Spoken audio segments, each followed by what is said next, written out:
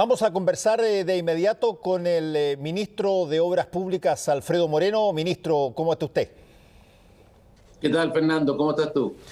Quiero primero partir con una cosa nada que ver con obras públicas, porque, pongámoslo de esta forma, usted fue la última persona que presentó un plan que estaba avalado por el gobierno, por un gobierno, porque habían habido antes, y que tenía que ver con posibilidades de mejorar las condiciones en la Araucanía.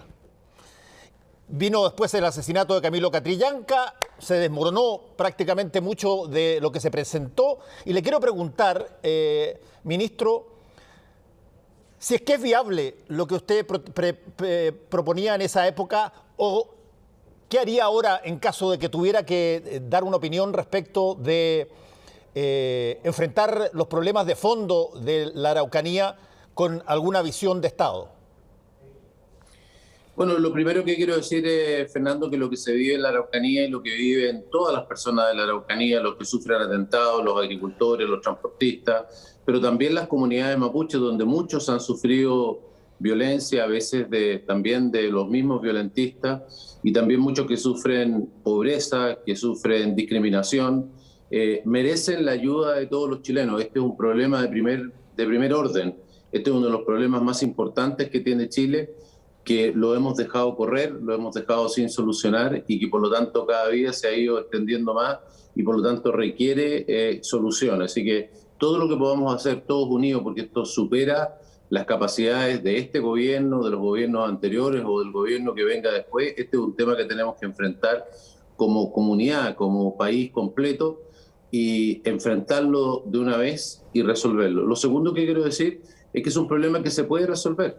Este es un problema que otros países lo han enfrentado y lo han resuelto. No es un problema, en el caso de Nueva Zelanda, por ejemplo, demoraron más de 10 años en las negociaciones para poderlo resolver.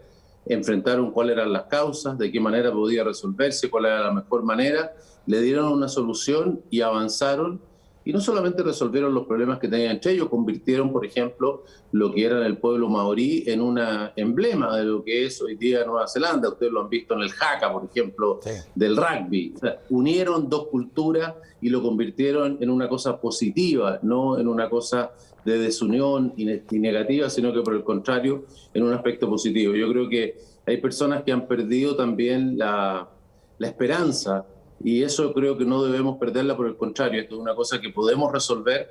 Chile ha resuelto problemas muy difíciles. Este problema se presenta en Chile y en muchos otros lugares y, como digo, se ha podido resolver en otros momentos y se ha podido resolver en otros lugares. Así que tenemos que poner todo el esfuerzo en hacerlo. Y creo que el camino que teníamos es el camino correcto. No podemos aceptar la violencia, hay que aislar los grupos violentos, pero al mismo tiempo hay que abrir el diálogo, hay que abrir, digamos, la posibilidad de que la gente se dé cuenta de que cada uno de nosotros tiene solo una parte de la verdad.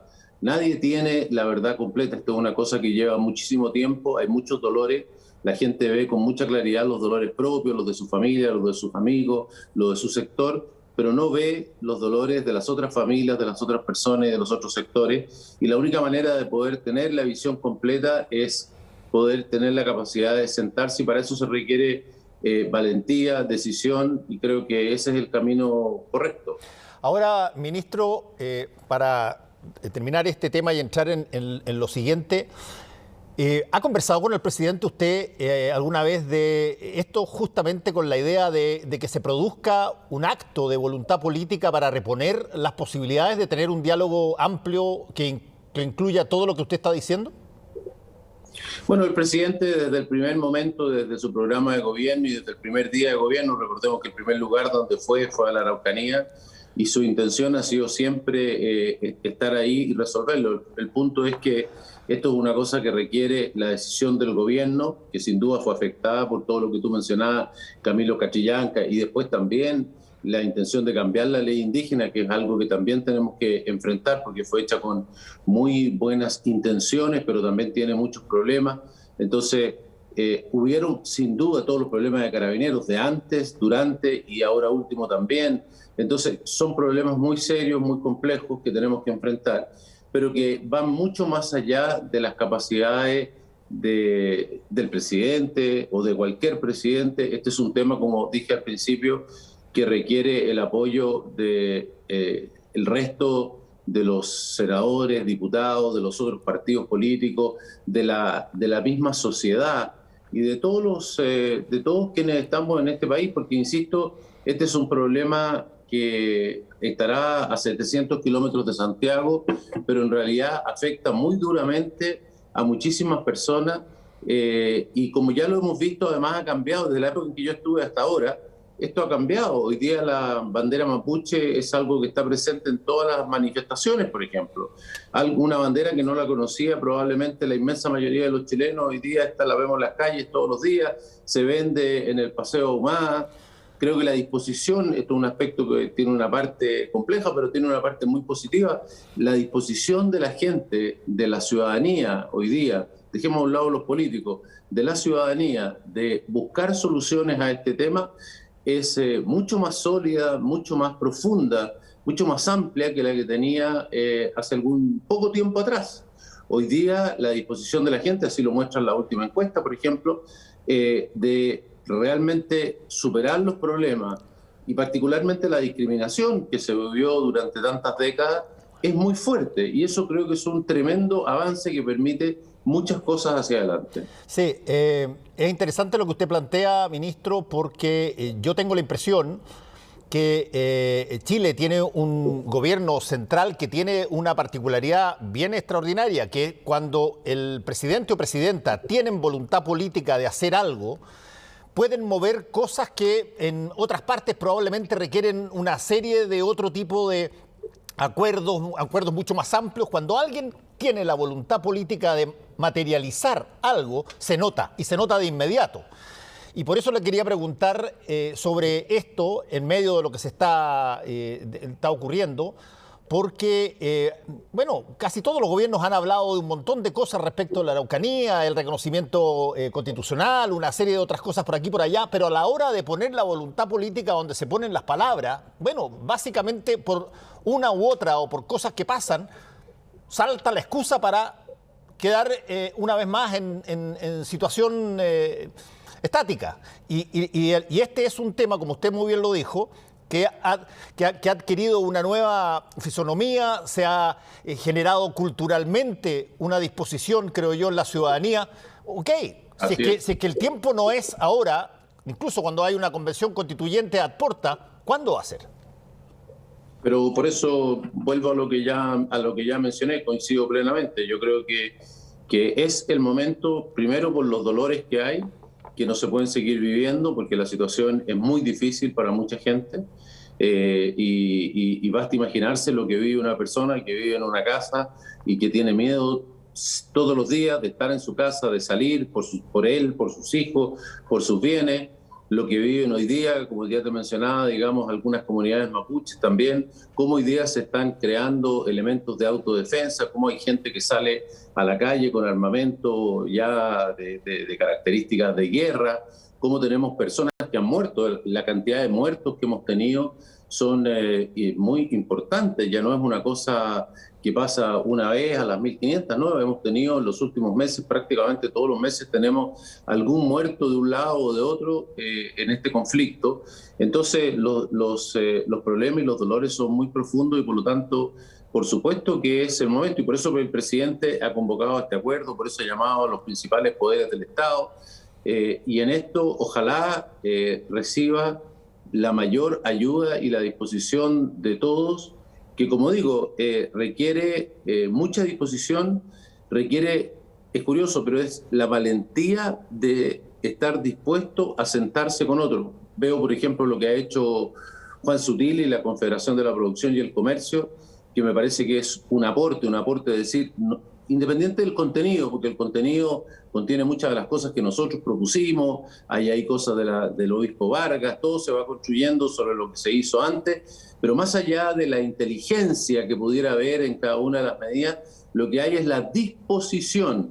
Mire usted las declaraciones de las empresas forestales, la disposición a resolver el problema en una forma en que quizás no habíamos visto antes. Esa es la disposición que tenemos que poner todos para poder resolverlo. Y vuelvo a insistir en el punto más importante de todo.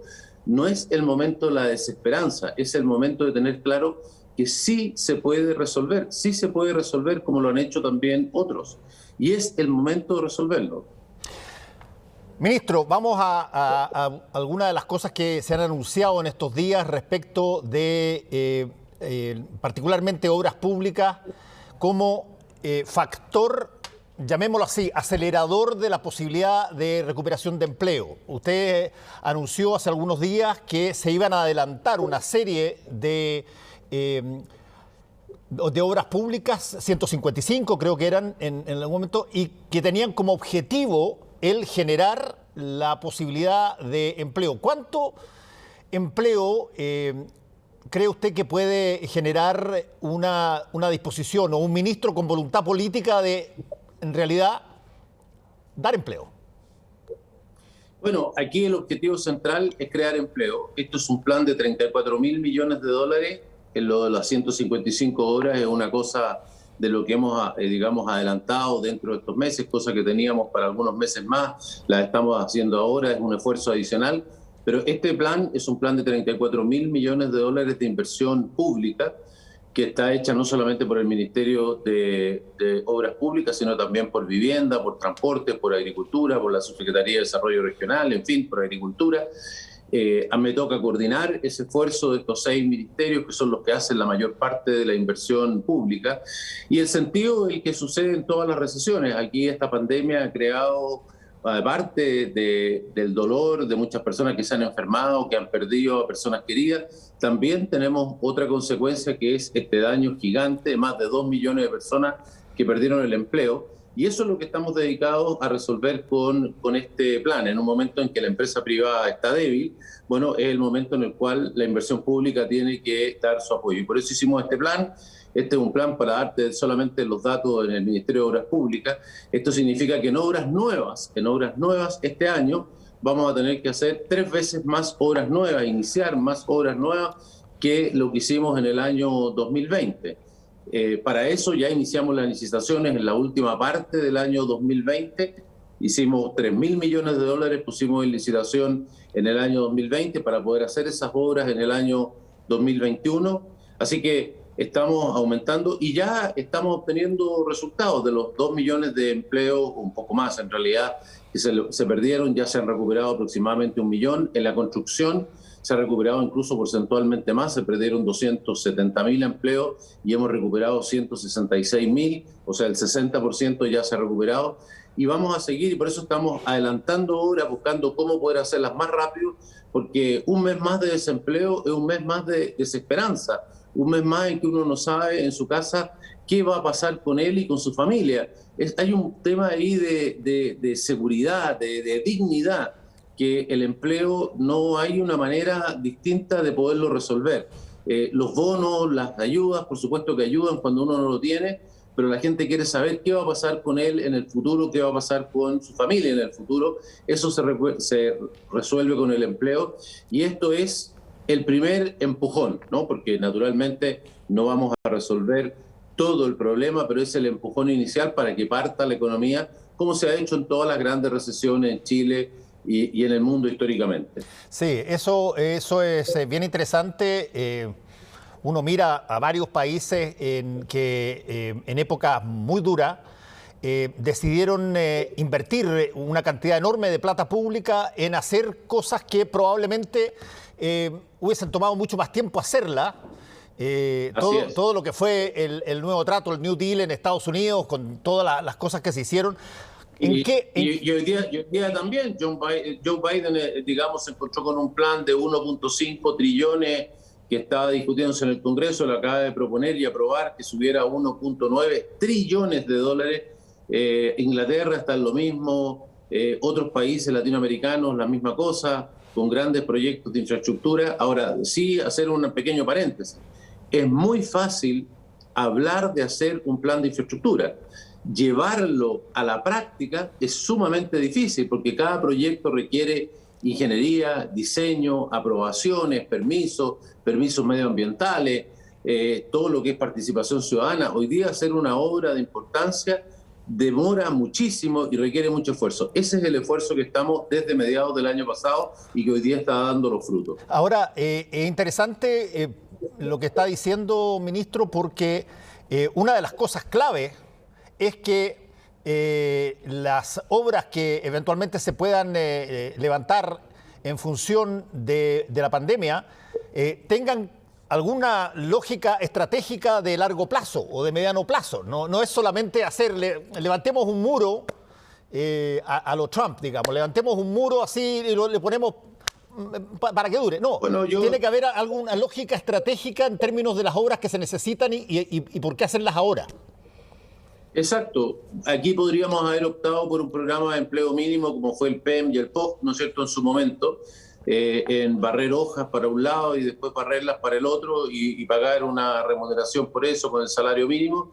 Aquí no estamos haciendo eso, aquí estamos con proyectos que teníamos, digamos, todos son proyectos que están evaluados y chequeados con el mismo sistema que cualquier obra. Son todos proyectos absolutamente necesarios, son proyectos que teníamos y que hemos terminado de desarrollar y que antes no podíamos hacer porque teníamos el problema, digamos, de la falta de recursos. Ahora tenemos estos recursos en base al acuerdo que ha habido entre el gobierno y la oposición para tener recursos para poder desarrollar esto.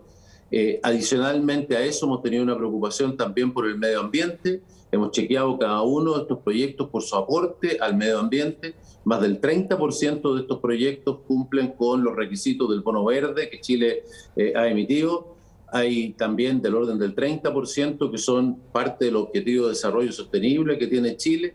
Entonces, aquí hay, por ejemplo, más de $1.000 millones de los 4.500 adicionales del Fondo COVID, por ejemplo, que van al tema de agua. Estamos triplicando lo que estamos haciendo en agua potable rural en un momento en el cual el problema del agua en los campos es muy, muy serio.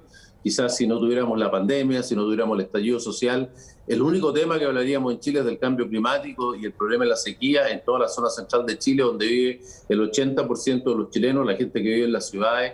Hemos sido, digamos, yo creo, muy exitosos en que no hemos tenido racionamiento en ninguna ciudad, pero hemos estado a punto y hemos tenido que hacer un trabajo extremadamente arduo en sequía mucho más breve y mucho menos profunda que la que hemos tenido. Hemos tenido racionamiento en Chile todas las veces, en todas las sequías anteriores. Hemos pasado esta sin ningún racionamiento y por eso la gente siente que en las ciudades, digamos, tener agua es cosa de abrir la llave. Pero en los campos donde los sistemas son más débiles, hay muchas personas que han tenido, digamos, dificultades con su servicio de agua potable y por lo tanto hemos tenido que apoyarlos en servicios de emergencia y hemos tenido que ir a resolverles su problema más de fondo. Ya hay más de 100.000 personas que hemos recuperado su fuente de agua con nuevas fuentes de agua, con mejores fuentes de agua, de manera tal de resolverles el problema que les causó la sequía, pero nos quedan otros tantos miles que tenemos que resolverles el problema, que no pueden vivir en forma permanente con un camión aljibe. Sí, a eso justamente me refería con la pregunta de los diseños estratégicos. El agua, creo yo que, como usted lo dijo, es un punto clave y es un punto que además, por razones obvias, altera el estado de ánimo muy rápido. Exactamente. Y otro ejemplo que te puedo dar es lo que se denominan las zonas rezagadas. Las zonas rezagadas son aquellas zonas que se denominan así porque está donde está la mayor pobreza y donde está el mayor aislamiento. Ahí es donde están los mayores problemas y bolsones de pobreza más difíciles de atacar. Más de la mitad de las obras que estamos haciendo van a zonas rezagadas, comunas que están en rezago y donde hace ya mucho tiempo se definió que se iban a hacer planes de ayuda, se hicieron, pero que han sido insuficientes para poder superar sus problemas. Hoy día, si tú vas a cualquier comuna rural y hablas con cualquier alcalde, te va a decir, mire, nunca nos han pavimentado más caminos, nunca hemos tenido, digamos, más avance en materia del agua, a pesar de todos los problemas que hay, pero nunca ha habido más sistemas nuevos, más ampliaciones de los que hay. En fin, el esfuerzo que se está haciendo en este momento con estos recursos adicionales y con este esfuerzo que están haciendo los funcionarios de todos estos ministerios, porque también sufrimos la pandemia, también tenemos gente en teletrabajo, también tenemos gente contagiada, igual que cualquiera, igual que debe pasar en el canal y en cualquiera de las empresas donde trabaja cualquiera de los auditores. A pesar de eso, estamos multiplicando los esfuerzos para poder llegar con empleo y capacidades nuevas y obras nuevas a todos los rincones de Chile, porque eso es otra característica. Cuando hay un terremoto, hay un lugar de Chile que tiene un problema. Incluso terremotos gigantes como el del 2010. Bueno, había una zona de Chile, la zona central. Ahí es donde estaba el problema. Pero no había problema en Arica, no había problema en Magallanes, no había problema en Isla de Pascua. Hoy día tenemos obras que estamos haciendo en el altiplano, en Magallanes, incluso en la Antártica, en Isla de Pascua, en la cordillera. No hay ninguna comuna, no hay ningún confín de Chile donde no tengamos, digamos, obras, y hemos también diseñado este plan de manera tal de poder llegar a todos los lugares, porque el problema es en todas partes. Este es un terremoto que afectó a la ciudadanía en todas partes, y por lo tanto tenemos que tener obras en todos los lugares. Así que también el equilibrio regional, comunal de estas obras ha sido un aspecto muy importante, de manera tal que hayan obras en todos los lugares. Déjeme hacerle dos preguntas, ministro. Una tiene que ver con un área que considero, y me imagino que todos lo consideran así, tremendamente estratégica a futuro, que de pronto se ha visto incluso durante la pandemia. Me acuerdo una fotografía dramática de una niñita con un celular tratando de captar del techo de la casa una señal para poder seguir el colegio, para poder seguir las cosas que tenía que hacer. Y me imagino que cuando se están licitando en varias partes del mundo todas las nuevas líneas de 5G y una serie de otras cosas, eso es cierto que no tiene directamente tutela de obras públicas, pero es tan estratégico como, qué sé yo, infraestructura vial. Desde ese punto de vista. Sí, mira, absolutamente, mira, no tiene que ver con obras públicas, pero tú sabes, yo antes era ministro de Desarrollo Social, y uno de los problemas sociales más importantes y donde se nota la pobreza, particularmente en las zonas rurales, una vez más, tiene que ver con la falta de comunicación. Aquí nosotros prendemos el celular en cualquier parte y tenemos señal, pero no es así, digamos, en muchos lugares de Chile, y por esa razón, precisamente en la licitación de 5G, y esto fue algo que surgió como una idea de los grupos que formamos en desarrollo social en aquella época, es que en la licitación de 5G, uno de los requisitos de las empresas que se han adjudicado esto es que tienen como, llamémosle un costo adicional, es que tienen que darle a las 345 o algo por el estilo, 350 localidades donde no hay una buena conexión, tienen que darle buena conexión, y por lo tanto vamos a tener, todos esos lugares van a tener una excelente conexión gracias a eso. Junto con eso, se han hecho medidas que también eran sencillas y que afortunadamente la ministra Gloria Hood ha asumido y tomado y la ha llevado a la práctica, como es el roaming local, por ejemplo. Nosotros vamos a otro país y no tenemos idea en qué compañía estamos, pero llegamos allá y nuestro teléfono se conecta con otra compañía y hay un sistema de roaming en el cual las compañías se cobran unos a otros. Sin embargo, tú sales un poquito de Santiago y puedes llegar a un punto donde la compañía que tú tienes tiene una pésima señal. Sí. Y sin embargo hay otra persona que va contigo que va con un teléfono de otra compañía y tiene una buena señal. Bueno, se aprobó ya el proyecto, digamos, de roaming local, y por lo tanto tu teléfono va a empezar a captar la mejor señal en cualquier lugar. Por lo tanto, también esa señal mala en algún lugar va a ser la mejor señal que haya en cada lugar, porque tu teléfono le da lo mismo de qué compañía sea. Es un problema de las compañías cómo se intercambian los costos, digamos, que tiene cada una de esas conexiones. Así que ha habido y va a haber hacia el futuro, particularmente con lo que tú decías del 5G, un avance muy grande. Esto es un avance enorme en democratización de lo que es el futuro. Lo ha demostrado la pandemia. La pandemia ha demostrado que el teletrabajo, el teleestudio, lo que uno puede hacer, los niños y los adultos desde su casa, desde el camino, es fundamental para poder aprender, para poder trabajar, para poder comunicarse. Y la persona que no lo tiene una pobreza que de hecho ya está en la CACEN, es una de las medidas de la pobreza, pero no tiene una ponderación muy grande. En el futuro, te aseguro, va a tener una tremenda ponderación y va a ser un factor de pobreza, porque una persona que no tiene eso no va a poder tampoco progresar en la vida. Y esto es un factor fundamental porque le va a dar acceso a todos, a las mejores comunicaciones, producto, como te digo, de estas medidas que se estudiaron en su momento y que hoy día se están aplicando. Y parte va en la licitación de los 5G, tal como tú lo señalaste. Por último, ministro, la ministra del Trabajo hace algún tiempo reconoció que cerca del 30% de la mano de obra de Chile era informal.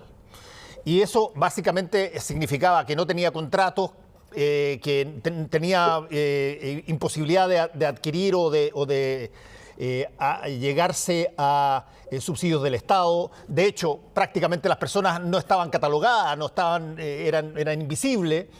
En el ámbito de las obras públicas, ministro, ¿cómo opera el tema del empleo para justamente ese tipo de informalidades que está en prácticamente todo hoy día en todos los sectores? Bueno, en las obras públicas tienen la ventaja de que todos los trabajos son formales y de hecho nosotros para poder hacer cada pago, cada mes, a cada compañía, digamos, verificamos todos los pagos, verificamos no solamente los pagos, sino que verificamos los pagos a las AFP, a la FONASA, al ISAPRE o a lo que corresponde al servicio de salud que tenga cada persona, porque recordemos que con las nuevas legislaciones, digamos, somos empresa principal, llamémosle, y por lo tanto si la empresa no paga alguna de esas cosas nosotros somos responsables. Por lo tanto, cada vez que le hacemos un pago a la empresa, lo primero es que la empresa tiene que demostrarnos que le ha pagado adecuadamente a los trabajadores y que le ha pagado todo lo que son previsión, salud y todas las cosas que corresponden. Así que una de las ventajas adicionales de este plan de trabajo y de creación de trabajo es que es todo trabajo formal y como tú bien dices, esta informalidad que genera muchísimos problemas en la vida cotidiana de las personas,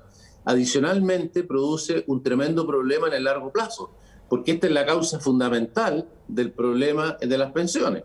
El principal problema de las pensiones son las lagunas.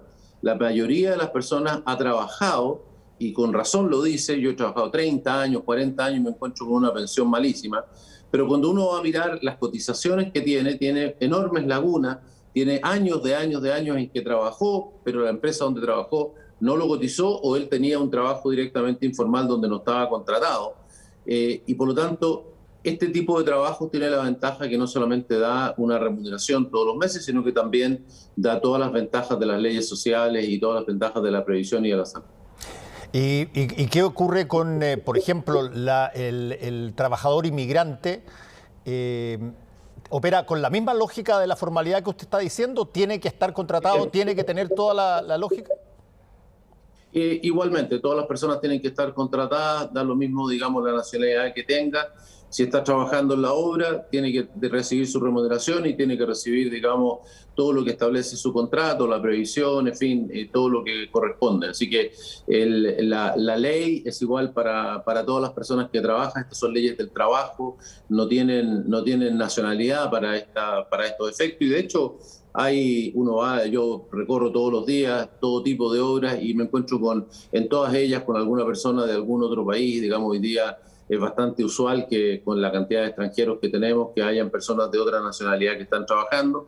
Y ellos, de hecho, agradecen mucho porque muchos de ellos se han movido por razones económicas en sus países, viven situaciones muy difíciles y llegan buscando aquí un mejor lugar. Pero eso solo se consigue si consiguen un trabajo y consiguen un trabajo que les da todas estas ventajas que estamos comentando. Sí, es ahí cuando la persona realmente encuentra el Chile que estaba buscando, cuando tiene que estar, digamos, en la calle, en la esquina, tirando, digamos, unos palitroques para que le den una propina. Bueno, obviamente que eso no es lo que la persona buscó, ni le da seguridad en su sueldo mensual, ni tampoco, digamos, le da seguridad de tener una previsión ni nada en el futuro. No es lo que esas personas vinieron buscando con su familia cuando llegaron a Chile. Así que la necesidad de un trabajo formal, con contrato, con pago de todo lo que corresponde, naturalmente es lo que tanto chilenos como extranjeros que viven en Chile es lo que necesitan y es lo que buscamos proveer. Sí, eso en el ámbito de lo que usted maneja, que son las obras públicas. ¿Y qué pasa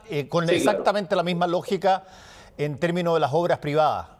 ¿Tienen alguna estimación de qué tan distanciamiento hay entre la formalidad de la obra pública versus la potencial informalidad de la obra privada? ¿Siguen siendo personas que trabajan en otro lado? No tengo digamos, una encuesta o un dato específico que te pueda dar, pero en general, digamos, las cosas que se realizan a través de empresas y obras que tienen una cierta magnitud, digamos, tienen contratos y funcionan no solamente en este aspecto que estamos mirando, sino que en otro que hoy día es muy importante, como son los protocolos de seguridad sanitaria, que también son muy fundamentales en este momento.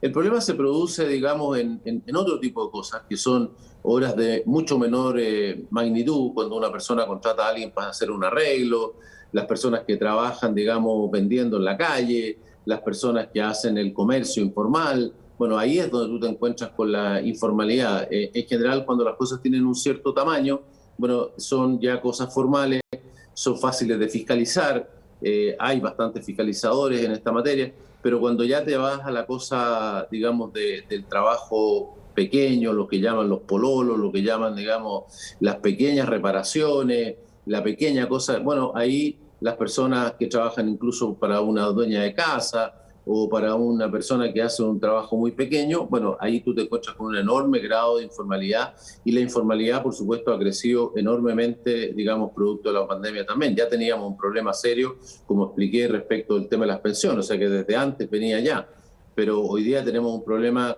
muy importante y por eso lo que se busca hoy día es tener trabajo formal. Y debo decir que no es solamente a través de las obras públicas, recordemos que tenemos también un subsidio a la contratación de las personas. Hoy día el Estado paga a las empresas que contratan personal adicional, le paga una parte relevante, sobre todo si los sueldos son bajos, para las personas de remuneración más baja, las personas de menores ingresos, le paga un subsidio muy relevante que acaba de ser aumentado hace 3 o 4 días atrás. El presidente ha anunciado que ha aumentado los valores, tanto para el subsidio para contratación de nuevas personas, como también a los de recuperación del trabajo, porque recordemos que hay también muchas personas que han estado con el contrato suspendido, es decir, han recibido de sus fondos de cesantía un pedacito y la empresa le paga nada más que las leyes sociales.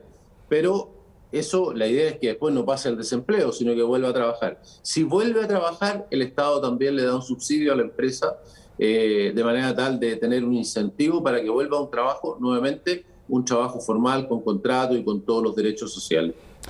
Ministro Alfredo Moreno, muchas gracias por esta conversación con Última Mirada. Que le vaya muy bien. No, gracias a ti, Fernando. Buenas noches. Chao.